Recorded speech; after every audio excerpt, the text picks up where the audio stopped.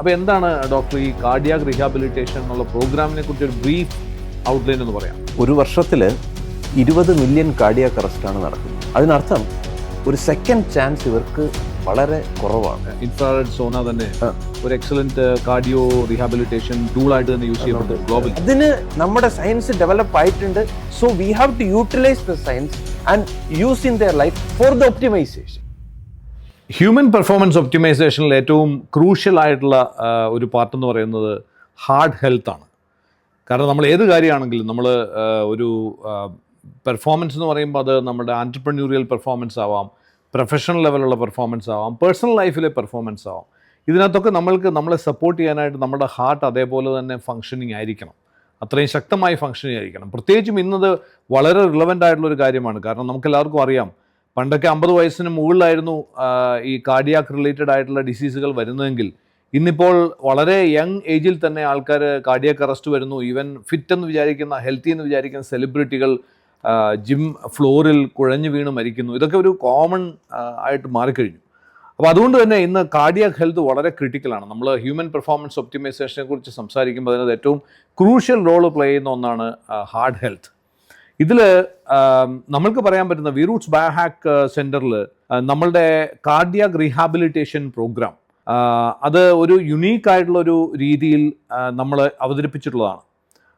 Cardiac rehabilitation എന്ന് പറയുമ്പോൾ നമ്മൾ റീഹാബിലിറ്റേഷൻ എന്ന് പറയുമ്പോൾ നമ്മുടെ മനസ്സിലേക്ക് ചില പിക്ചറുകൾ വരുന്നുണ്ടാവും. അത് ആ പിക്ചറുകൾ വെച്ചുകൊണ്ട് തന്നെ പറയാൻ പറ്റുന്നൊരു കാര്യം, പലപ്പോഴും കാർഡിയാക്കുമായിട്ട് ബന്ധപ്പെട്ട് റീഹാബിലിറ്റേഷനെ കുറിച്ച് പലരും സംസാരിക്കാറില്ല എന്നുള്ളതാണ്. അതായത് ഒരാളിപ്പോൾ ആൻജിയോപ്ലാസ്റ്റ് ചെയ്തു, അല്ല ആൻജിയോഗ്രാം ചെയ്തു, അത് കഴിഞ്ഞു, പിന്നെ അടുത്ത പ്രശ്നം ഉണ്ടാകുന്നവരെ അവർ വെയിറ്റ് ചെയ്യുന്നൊരവസ്ഥയുണ്ട്.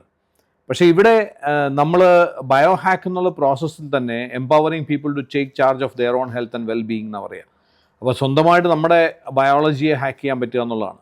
അവിടെ ഇത്തരത്തിലുള്ള റീഹാബിലിറ്റേഷൻ പ്രോഗ്രാമിന് വളരെ ഇമ്പോർട്ടൻസ് ഉണ്ട്. എന്നോടൊപ്പം ഡോക്ടർ സുജിത്ത്, നമ്മളുടെ വിറൂട്ട്സ് ബയോഹാക്ക് സെൻറ്ററിൻ്റെ സീനിയർ മെഡിക്കൽ ഓഫീസർ ഇവിടെയുണ്ട്. അപ്പോൾ അദ്ദേഹം കാർഡിയാക് റീഹാബിലിറ്റേഷനിൽ നിരവധി കേസുകൾ ഹാൻഡിൽ ചെയ്ത് കഴിഞ്ഞിട്ടുണ്ട്. അപ്പോൾ എന്താണ് ഡോക്ടർ ഈ കാർഡിയാക് റീഹാബിലിറ്റേഷൻ എന്നുള്ള പ്രോഗ്രാമിനെ കുറിച്ച് ഒരു ബ്രീഫ് ഔട്ട്ലൈൻ എന്ന് പറയാം? ഒരു വർഷത്തിൽ 20 മില്യൺ കാർഡിയാക് അറസ്റ്റാണ് നടക്കുന്നത്. ഒരു വർഷത്തിൽ കാർഡിയാക് അറ്റാക്ക് നടക്കുന്ന 20 മില്യണിൽ സർവൈവേഴ്സ് വളരെ കുറച്ച് ശതമാനമേ ഉള്ളൂ. അതിനർത്ഥം ഒരു സെക്കൻഡ് ചാൻസ് ഇവർക്ക് വളരെ കുറവാണ്. സോ ആ possibility of getting to a attack, അത് ഞാൻ എപ്പോഴും പറയാനുള്ളത്, ശനിയാഴ്ച ഉറങ്ങിയിട്ട് ഞായറാഴ്ച എഴുന്നേറ്റ് പോകുമ്പോൾ ഉണ്ടാകുന്ന സാധനമല്ല. It takes months.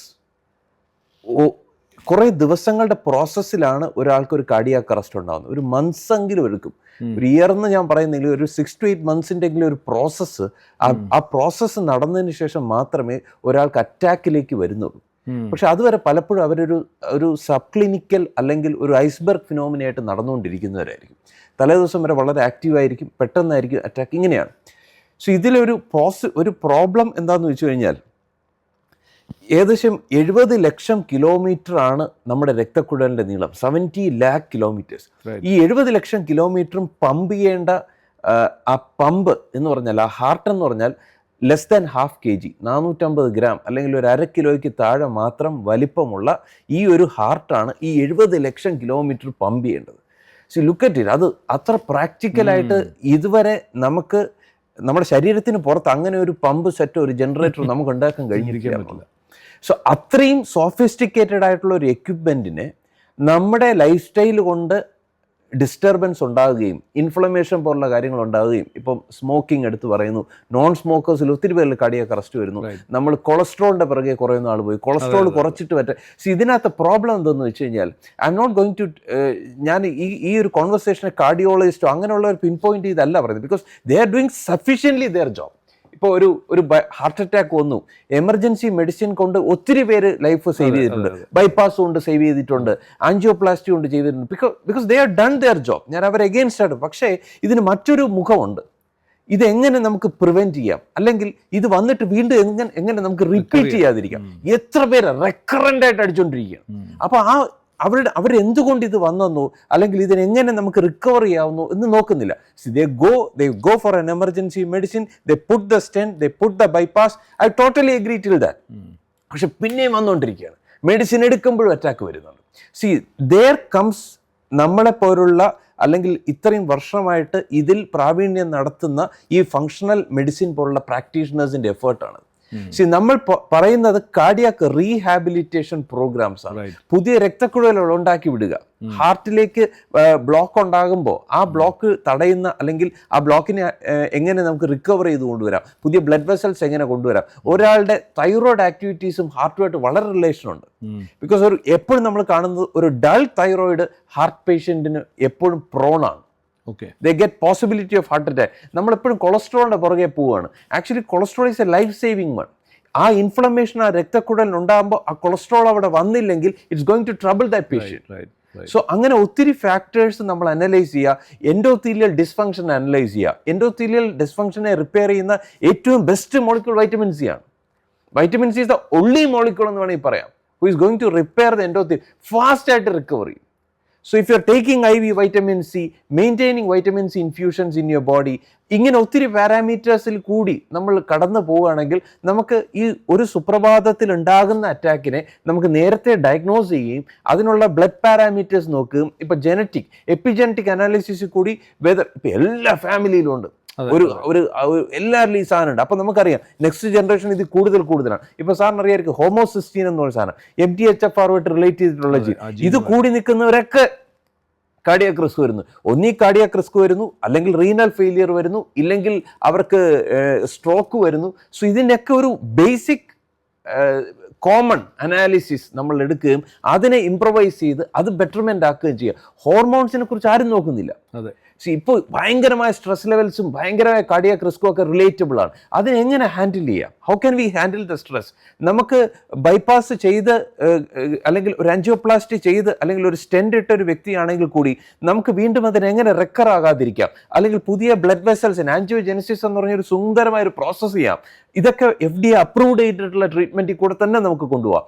ബാലൻസ് ചെയ്യുന്ന ഹോർമോൺസിനെ ബാലൻസ് ചെയ്യുക, ആന്റി ഓക്സിഡൻസ് സപ്ലൈ ചെയ്യുക. ആ ലെവലിൽ അയാളെ നമുക്ക് തിരിച്ച് ഹെൽത്തിലേക്ക് കൊണ്ടുവരിക.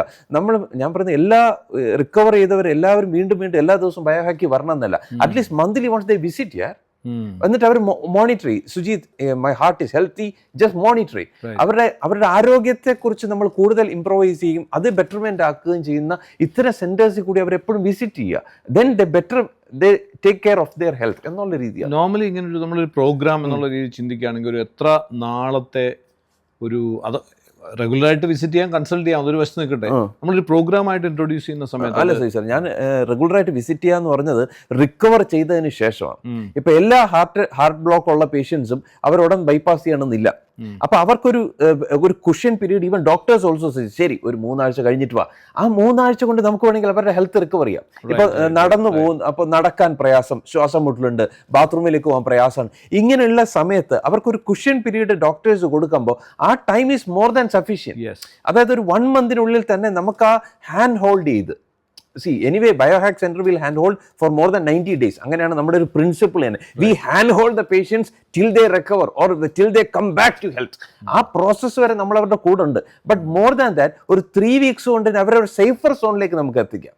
പിന്നെ നെസസിറ്റി ആണെങ്കിൽ ഇപ്പൊ റൈറ്റ് കൊറോണറി പോലുള്ള ആർട്ടറീസിലൊക്കെ ബ്ലോക്ക് ആണെങ്കിൽ നമ്മൾ തന്നെ പറയും just go do the bypass and come to us. ഇവിടെ നമ്മളൊരു ചലഞ്ചിങ് എൻവയോൺമെന്റ് അല്ല നമ്മൾ ക്രിയേറ്റ്, നമ്മളൊരു cooperative environment. Cardiologist easy they can refer to us. Sujith go അല്ലെങ്കിൽ ബയോഹാക്ക് സെന്ററിൽ കാർഡിയക് റീഹാബിലിറ്റേഷൻ പൊക്കോളൂ. That is what we are going. അല്ലാതെ നമ്മൾ അവരുടെ അടുത്ത് പോയി ജിമ്മിൽ പോയി ചേരൂ അല്ലെങ്കിൽ ഡയറ്റിൽ പോയി ചേരൂ, അതുകൊണ്ട് മാത്രം വരില്ല. അവരുടെ ആൻജിയോജനറ്റിക് പ്രോപ്പർട്ടി, അവരുടെ ഹോർമോൺസിനെ ബാലൻസ് ചെയ്യുക, അവരുടെ ഒപ്റ്റിമൽ ന്യൂട്രീഷനിൽ വർക്ക് ചെയ്യുക. അപ്പോഴാണ് റിക്കവറി പീരീഡ് കൂടുന്നത്. ആ റിക്കവറി പീരീഡ് പെട്ടെന്ന് നമുക്ക് അത്രയും നമുക്ക് പ്രൊലോങ് ചെയ്യണ്ട. അവർക്ക് കോമോർബിഡിറ്റീസ് വേണ്ട. അവർക്ക് അവരുടെ ലൈഫിലേക്ക് പോവാം, അവരുടെ റിലേഷൻഷിപ്പ് ബിൽഡ് ചെയ്യാം, അവരുടെ ബിസിനസ്സിലേക്ക് മുന്നോട്ട് പോവാം. ആ ഒരു എഫക്റ്റ് വേണം നമ്മൾ. അല്ലാതെ ഒരു അറ്റാക്ക് ഒന്നും ഇനി ആജീവനാന്തം ഹാർട്ടിനെ പിടിച്ചു താങ്ങിക്കോ, that's not, it's a stupidity. So അതിന് നമ്മുടെ സയൻസ് ഡെവലപ്പ് ആയിട്ടുണ്ട്. So we have to utilise the science and use in their life for the optimisation. Right. Even നമ്മുടെ ഇവിടെയുള്ള ഇപ്പോൾ ഇൻഫ്രാറെഡ് സോന തന്നെ ഒരു എക്സലന്റ് കാർഡിയോ റീഹാബിലിറ്റേഷൻ ടൂളായിട്ട് തന്നെ യൂസ് ചെയ്യപ്പെടുന്നുണ്ട് ഗ്ലോബലി, ഉപയോഗിക്കുന്ന ഒരു സാധനമാണ്. അതിനോടൊപ്പം തന്നെ ഇപ്പം ഡോക്ടർ സുജിത്ത് പറഞ്ഞപ്പോൾ നിങ്ങൾ മനസ്സിലായിട്ടുണ്ടാവും ഇതിനകത്ത് വൈറ്റമിൻ സിയുടെ റോൾ എന്താണെന്നുള്ളത് മനസ്സിലായിട്ടുണ്ടാവും. സോ ഇൻഫാക്ട് വി റൂട്ട്സ് ബയോഹാക്ക് സെൻറ്ററിൽ നമ്മുടെ അപ്രോച്ച് എന്ന് പറയുന്നതും നേരത്തെ ഡോക്ടർ സുജിത് ഇവിടെ സൂചിപ്പിച്ചു, ഇത് ഒരു കാർഡിയോളജി ഡിപ്പാർട്ട്മെൻറ്റിനെയോ അല്ലെങ്കിൽ കാർഡിയോളജിസ്റ്റിനെയോ റീപ്ലേസ് ചെയ്യല്ല ചെയ്യുന്നത്. ഇത് ബേസിക്കലി ഒരു റീഹാബിലിറ്റേഷൻ, ഒരു സപ്പോർട്ട്, മേ ബി ഒരു ട്രീറ്റ്മെൻറ്റിലുള്ള ഒരാളെ സംബന്ധിച്ചിടത്തോളം അതോടൊപ്പം തന്നെ നമുക്ക് അതിനെ സ്ട്രെങ്തൻ ചെയ്യാൻ പറ്റുന്ന രീതിയിലുള്ള പ്രോസസ്സുകൾ ഒക്കെ എക്സിക്യൂട്ട് ചെയ്യാൻ പറ്റുക എന്നുള്ളതാണ് വി റൂട്ട്സ് ബയോഹാക്ക് സെൻറ്ററിൽ നടക്കുന്നത്. ഇവിടെ നമ്മൾ കാർഡിയാക് റീഹാബിലിറ്റേഷനെ കുറിച്ച് ചിന്തിക്കുമ്പോൾ റൈറ്റ് ഫ്രം ജനറ്റിക് ഫാക്ടേഴ്സ്, നമ്മളുടെ എപ്ലിമോ എന്നുള്ള പ്രോഗ്രാം അത് DNA ടെസ്റ്റ് ചെയ്ത ശേഷം നമ്മളുടെ കാർഡിയാക് ഹെൽത്തുമായി ബന്ധപ്പെട്ട ജീനുകളെ ടെസ്റ്റ് ചെയ്ത് അതിനുള്ള റിസ്ക് ഫാക്ടേഴ്സ് എന്താണെന്നുള്ള ഐഡൻറ്റിഫൈ ചെയ്യുകയും ആ റിസ്ക് ഫാക്ടറുള്ള ജീൻ വേരിയൻറ്റ് നമ്മളിൽ ഉണ്ടോ എന്നുള്ള ഐഡൻറ്റിഫൈ ചെയ്യുന്നു. ഉണ്ടായതുകൊണ്ട് മാത്രം ഒരാൾക്ക് ഹാർട്ട് അറ്റാക്ക് ഉണ്ടാവണമെന്നില്ല. അത് ആ ജീനുകൾ ഉണ്ട് എന്ന് പറഞ്ഞാൽ അത് നമ്മുടെ ജനനം മുതൽ ആ ജീനുകൾ നമ്മളോടൊപ്പം ഉണ്ട്. പക്ഷേ എന്നിട്ട് നമുക്കൊന്നും ഇതുവരെ സംഭവിച്ചിട്ടില്ലെങ്കിൽ അതിനർത്ഥം ആ ജീനുകൾ ഓൺ ആയിട്ടില്ല എന്നാണ്, അത് എക്സ്പ്രസ് ചെയ്തിട്ടില്ല എന്നാണ്. അതിനെ എക്സ്പ്രസ് ചെയ്യിക്കുന്ന ട്രിഗർ എന്താണെന്നുള്ളത് കണ്ടെത്തുക, ആ ട്രിഗറിനെ നമ്മൾ ബ്ലോക്ക് ചെയ്യുക, മീൻസ് ആ ട്രിഗർ ഉണ്ടാവാതിരിക്കുക എന്നുള്ളതാണ് ഏറ്റവും പ്രധാനപ്പെട്ടത്. ട്രിഗർ ഐഡൻറ്റിഫൈ ചെയ്താൽ മാത്രമേ ട്രിഗർ നമുക്ക് ബ്ലോക്ക് ചെയ്യാൻ സാധിക്കുകയുള്ളൂ. ഇത്തരത്തിലുള്ളൊരു കംപ്ലീറ്റ് പ്രോസസ്സാണ് നമ്മൾ വി റൂട്ട്സ് ബയോഹാക്ക് സെൻറ്ററിൽ ചെയ്യുന്നത്. ഇത് ഡോക്ടർ സുജിത്തും അതേപോലെ തന്നെ ഇവിടെയുള്ള എക്സ്പേർട്ട് ഡോക്ടേഴ്സും അവരുടെ സൂപ്പർവിഷനിലാണ് ഈ ഒരു പ്രോസസ്സ് ഇവിടെ നടക്കുന്നത്. ഇതിനൊപ്പം പറയാനുള്ളതെന്ന് വെച്ചാൽ ഒരു പേഷ്യൻ്റ് വരുമ്പോൾ നമ്മുടെ തന്നെ പാനലിലുള്ള കാർഡിയോളജിസ്റ്റ്, ഫങ്ഷണലി തന്നെ കാർഡിയോളജി MD കാർഡിയോളജിസ്റ്റുകാർ ഇവരെ എമർജൻസി ആയിട്ട് സർജറിക്ക് വിടേണ്ട കേസാണെങ്കിൽ നമ്മൾ റെഫർ ചെയ്യും. ഇല്ലാന്നുണ്ടെങ്കിൽ അവർ കറൻ്റ്ലി എടുക്കുന്ന മെഡിക്കേഷൻസിനൊപ്പം തന്നെ വളരെ പാരലായിട്ടുള്ള ഒരു ഫങ്ഷണൽ കാർഡിയോളജി റൂട്ട്. അതുകൊണ്ട് എന്താ ഗുണമെന്ന് വെച്ചാൽ അവർ പെട്ടെന്ന് ഈ പ്രോസസ്സിൽ നിന്നും ഇവർ നടന്നുകൊണ്ടിരിക്കുന്ന ഈ അഞ്ചൈന അല്ലെങ്കിൽ പെയിൻ അതിൽ നിന്ന് പെട്ടെന്ന് റിക്കവർ ആകുകയും അവരുടെ നോർമൽ ലൈഫിലേക്ക് within 3 weeks they come back to health. ആ പ്രോസസ്സിലേക്ക് with the reference or with the monitoring of cardiologist and as they move to their health. ആ ഒരു രീതിയാണ് നമുക്ക് അൾട്ടിമേറ്റ്ലി നമ്മൾ സപ്പോർട്ട് ചെയ്യുന്നത് bringing people back to their optimal. അത്രേ ഉള്ളൂ. Thank you doctor. Thanks a lot, sir.